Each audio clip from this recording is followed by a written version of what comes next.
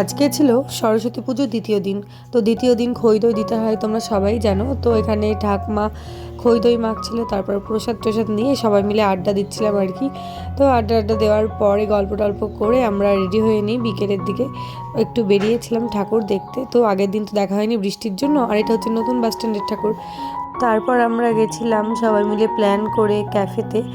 আর ক্যাফেতে যাওয়ার পরে কয়েকটা ছবিও তুলে নিলাম।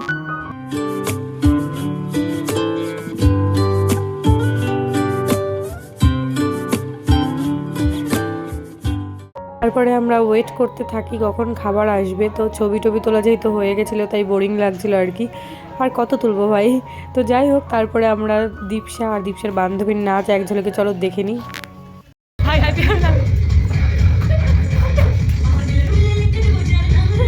যেহেতু সবাই বোরিং ফিল করছিল তাই দীপশা আর দীপশার বান্ধবী মানে অনন্যা দুজনে নাচতে শুরু করেছিল ফাঁকা ক্যাফে পেয়ে। তো যাই হোক, তারপরে খাওয়া দাওয়া কমপ্লিট করে চলে আসি বাড়ি। আর